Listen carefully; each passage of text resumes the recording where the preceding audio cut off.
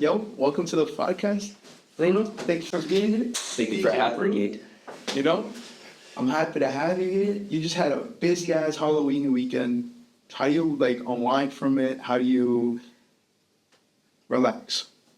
For me, I definitely take time to myself. I like to enjoy time with my family, with my girlfriend, kind of just doing stuff that's very low key and not really being out there. I know people could keep going and drinking and partying, but most of the times on Sunday, I like to take it to myself, watch a movie, chill out, eat some good food, because, you know, the week's going to start back up, and then that's when the grind starts up again on Monday. So it's kind of just laying low and doing little key stuff. That's how I see it, at least. Yeah, let's say you relax on one. Yeah. Time. I have this question specifically. You know, you were 18, 19, and then you came up to Shrine. Yeah. Right? What was that experience like being, you know, not able to get into the club without Egypt? Yeah.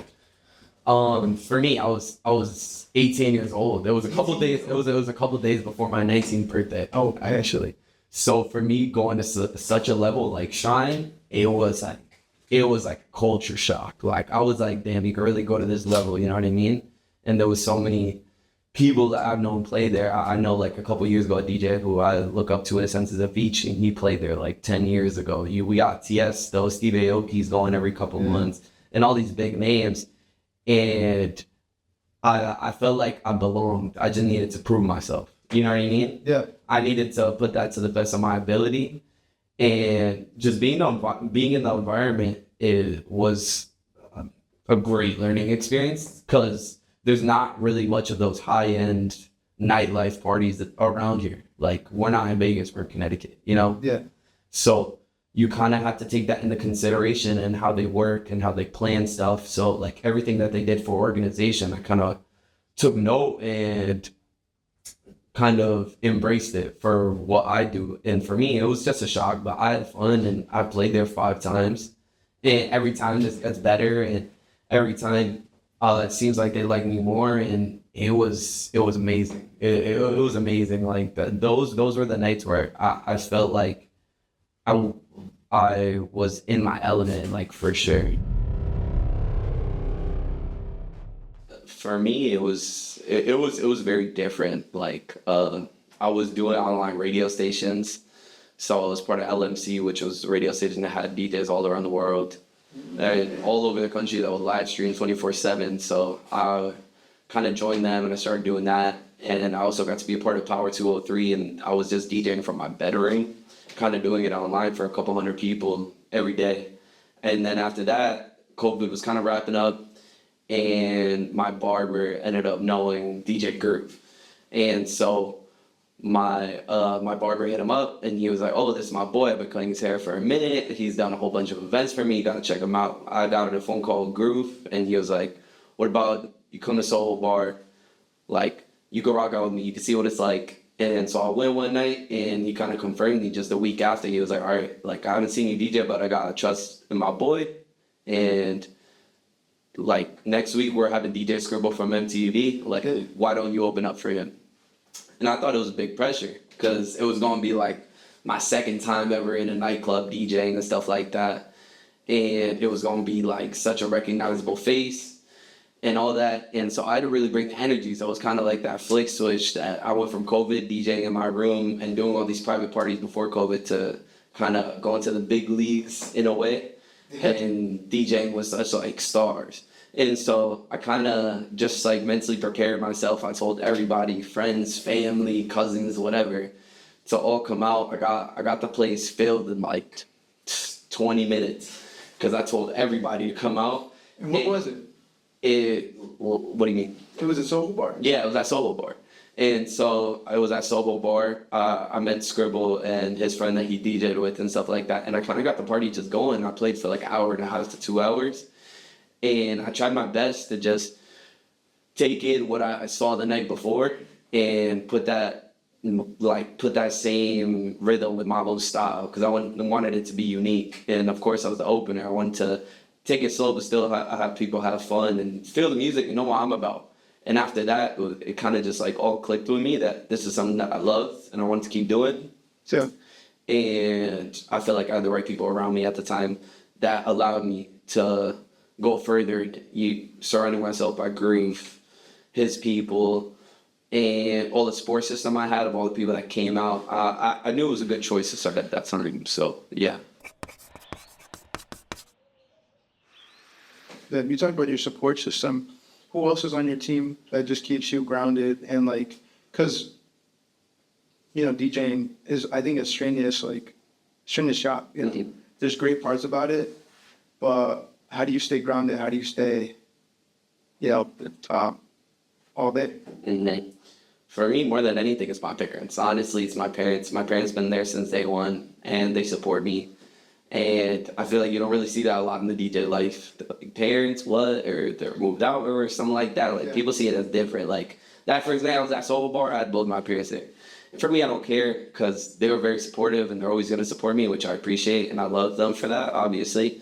Yeah. So it's like, I know they'll be there to tell me when I'm doing something wrong. They'll keep me in check. And I have a very small circle of friends and my girlfriend and stuff like that that really keep my feet on the ground. So in the nightlife, it's very easy to just get lost in it and just keep doing parties or drinking all the time or being out all the time, when honestly I feel like you need that time to really recognize what you're doing, because it's very easy to just get lost in it. And so with that, I feel like it's very healthy to have people who are experienced, who've been in the game for a while as well, that I look up to, like many DJs who I've had many conversations with and I've spent time with that like educated me on everything. So having that is like fundamental, because this nightlife's tough. It's tough. It's hard. Yeah. How did you take like the critique from your peers, like other DJs? Because sometimes there's some beneficial, constructive criticism. Sometimes they're just like, trying to hit on you. For me, I've definitely met the haters. Like, I've met the other DJs that kind of look to the side or kind of bash it. And for me, I feel like I take everything into consideration and stuff like that. And more than anything, I learned from just like looking at other DJs, watching other DJs, seeing their sets up close and stuff like that. Kind of seeing what they're up to when they're not DJing as well, how they're downloading music, what they choose to play and all that. And so the critique can be hard because you're always trying to do better as a DJ. Like, I feel like I'm in a good position right now, but I have so much to grow. Like, there's a lot to learn that I still have no clue about. Even though I feel like I'm well experienced, I just take the hate, or not really hate, but the criticism, and use it in a way where I could benefit myself. I kind of take everything with a grain of salt and try to understand where they're coming from. Never hate back, never nothing like that back, but always just learning, just keep learning from it. And I've always said this, because like no matter what you do, good or bad, you're always going to have somebody criticizing it in a way, even if it's negative. But I feel like if they're going to hate, like that means you're doing something right. Like, all honesty, because then there's gonna be those 5 people who love you, and then there's gonna be that one person that hates you. But that means you're doing something right, because whenever there's love, there's gonna be hate, no matter what. Yeah. Isn't it? Yeah, you have like a good head on your shoulders, bro. Wait, is that type of discipline where you're like, I won't hate back? Did that come from sports, growing up playing sports, or where did that discipline come from? Definitely. I think sports is a big part of it, because I played soccer my whole life. Yeah. I played travel in Stratford. I played Premier with Bridgeport Premier. I got to play all over the country with some of the best soccer players around here, and it was definitely a life lesson in like being from Uruguay and having soccer be like a religion basically in that country. Yeah. You have this sense of competitive energy that you have, or you get frustrated easily and stuff like that, and sometimes you feel like flipping off the other team or whatever, you know what I mean? Yeah. So it's like, I feel like what really taught me is my senior year, I was captain of the Stratford High soccer team, and that really showed me how to control myself and how to be more respectful towards others. No matter if I want to push someone or yell at someone, I had to lead a team. I had to be a role model at the end of the day of my other teammates who are under me, and the other team as well. Like, I always wanted to show them respect, because at the end of the day on the field, I wanted to get respect as well. And that's the same thing in in the DJing world, you know what I mean? That's why when it comes to DJ, no matter how big you are, no matter how little you are, I'm always out here giving respect. If I can help them in some way and all that. And so I'm just here to grow and I want to see everybody else win as well. So that's where I'm at. Yeah, I remember our first interview on the street. It's something so similar to be like, I want everybody to win. You still stick by it. Yeah. Yeah. So, as the opener, when you first started, right, what were your, I guess, habits besides like just watching the DJ? Did you stay after? Did you try to help the other DJ? Or how do you keep building those relationships?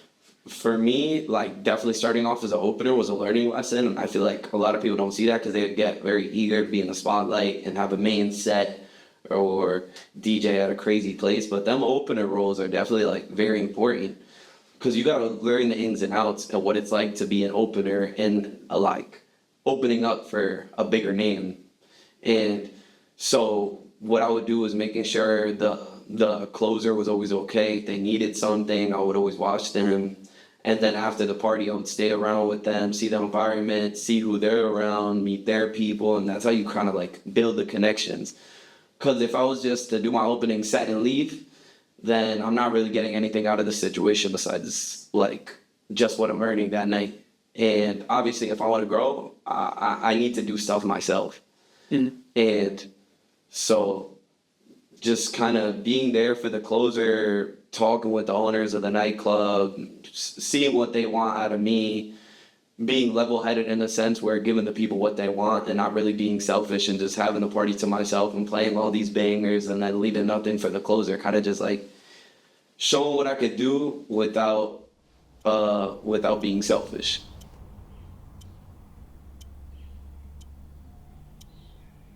Do you think your background, that you're studying communications, you know, if you want to be on the radio, broadcasting, how has that come into play for your career? For me, communications is a great decision that I chose to switch to because I used to be a music major. Yeah, you wanted to produce. Yeah, exactly. So, I wanted to be a producer for a while, and I was making music for a while, but I feel like I was never making the quality music that I wanted to. Mm-hmm. I always felt like I could do more, and I was still always in the nightlife, and I just wanted to play tracks that I made at the time. But I thought, how could I expand this to like a different audience? And I just saw radio. It's like that thing. I already did those 2 online radio stations that were fairly successful. I was getting 400 people listening all at one time and interacting with the radio stations at different times of the day and stuff like that. And once I heard that communications, that I could focus on broadcasting, it kind of like opened up that world to me. Like, what if I took this to like a career myself? And what if one day I do want to step out of the nightlife but still do something relating to what I love? You know what I mean? Yeah. Because I know people could rock out forever in nightlife, but radio is kind of very similar where they run events, they hold different prizes, they do a lot of promotions, just like us DJs do and stuff like that. They're still very music oriented as well. And so I still feel like radio is a big part of the game. Like you see all the big old cats DJs who are still killing it or still popular in some way. They're all still doing radio.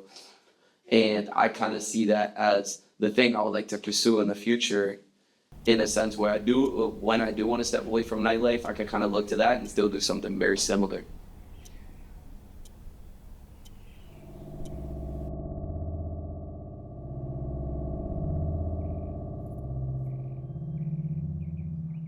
Let's talk about, you said producing music, being Edwin Camille, your boy, his go-to DJ. I mean, how long have you guys known each other? You know, what was that relationship like? He told me that ever since he knew you, you told him, yo, I want to be a DJ. I want to play this. Like, how have you guys, you know, nurtured each other and creatively and as friends? Treasure. Edwin Camille, he's my boy, shout out Eddie. But basically, I've known him since like elementary school, probably. Like we go way back. I don't even know, remember, but me and him go way back since like elementary school. He's been my boy, and he's always been there. And it was like he was like in middle school, and he was like showing me music and stuff like that. No. And I've been DJing. I've learned how to DJ since I was 5, and then I kind of started doing gigs when I was 12. and stuff like that. So I was doing weddings and Wait, I need a quick, wait, what? So you were 5 and you were on these turns? Wait, so how did that come about? It's always been in your family or what? At 5 years old, that's incredible. I know. Basically, it was like, I think I was like 5 or 6, right? And for Christmas, it's like my family was always tight on money. I'd always get like one gift. So there was a Christmas where my dad just decided to give me a mixer. It was basically this, but it didn't have this. So it cut all this out. Yeah. And it kind of just had faders and some knobs. And so then that's kind of all I got. And I would like plug in his laptop, plug in his phone, and kind of just play music and switch from A side to B side. I was kind of just learning, and that's all I had. Yeah. So it's like, it's just fidget with it until you have fun with it, you know what I mean? Yeah. And I still loved music at the time. I just didn't know what to do with it. I was like, might be a rapper, and like, you know what I mean? So I kind of started there, and then I kind of knew what I was doing with like transitioning some songs and stuff like that and having fun with it. And I kind of knew what people liked. And I was 12 years old, and a family friend needed a DJ for her daughter's birthday. And it was a very close like family friend of mine. And she was turning, I think, 13. And they wanted to throw a party. And so we had speakers. I had my little thing. I had my dad's laptop. And I was like, I'll do it. Like, I'll do it. Yeah. And so at 12 years old, I had a room of like 40, 12, 13-year-olds. Yeah. Just like jamming to my music. My dad was like, no, I'll do the party. I was like, dude, you don't know the music they want. Like, I'm in it. Who better than a 12-year-old, 13-year-old? Yeah, exactly. So, it's like that. And so this was about 9 years ago now.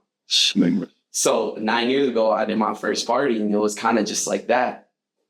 And I loved the feeling and seeing people dance. I was playing like the cha-cha slide and the Cupid shuffle. And I was like, I did that to them, you know what I mean? Yeah. And I was always in different events where I would see DJs at weddings or other quinces, or I would go to this place where they would have like family parties and they would always have a DJ. So now me doing it and me seeing the effect it could have on people, it was really like eye-opening. And I was like, yeah, I want to keep doing this. Yeah. So I kind of bought my first controller with everything set up from another DJ. I bought better speakers. I didn't even have any lights. And I would just ask anybody to like do their parties. Yeah. And stuff like that. And it was like birthday parties, and then people didn't have weddings. And I started doing my first wedding with not knowing anything and stuff like that. No lights, like no table, nothing. I was just set up myself and like set my stuff up and go. Yeah. And I kind of put myself in those uncomfortable situations. And at the time, I just thought I was like having fun and doing whatever and making like $50 to $100 a night for like 5 to 6 hours, 7 hours. But I was having fun with it. And then from there, just kind of practicing every single night in my basement, like every day, just playing music, come home from school. And I was in my basement for hours, just practicing transitions, downloading music, and doing all that, and just see what works and what I thought sounded good. And like at that time, going back to Eddie, like he went to my basement and like saw like me doing all that and playing music and trying it out. And he saw me doing all these private parties, and I was probably doing 1 to 2 a month. So much. Yeah, at like 13, 14 years old. Yeah. And I would always get like nervous because I was like, are they going to dance? Are they not? And all this other stuff. But yeah, man, so that's everything. Holy. I mean, that's incredible, bro.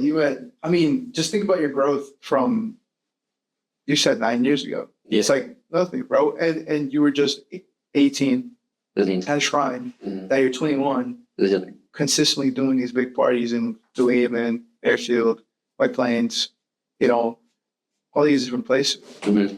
Where else do you see yourself going? How do you actually want to grow? What sectors of it besides radio? I think we probably covered it, but do you want to grow in any other direction? For me, since I've had so many people like give me so many opportunities that I feel like I wouldn't have without them, I definitely want to grow in a sense where I want to give opportunities to other DJs and upcoming DJs and DJs who I think are cool but don't get the recognition for it. Not saying I'm anybody big to do that, but hopefully in the future I can have that platform where I can put these willing, upcoming, good DJs in rooms that they deserve, you know what I mean? And kind of having that sense where I'm not doing it myself, still having my name out there, but having these events or connecting these people who you wouldn't usually be connected is definitely a goal of mine, because I find that very important and something that a lot of people struggle with a lot, myself as well. But, you know, learning will come with that. And it's just, as time will tell, we'll see what happens with that. But I try to just help everybody else, because I've known a million people who's helped me, because I just want to get back.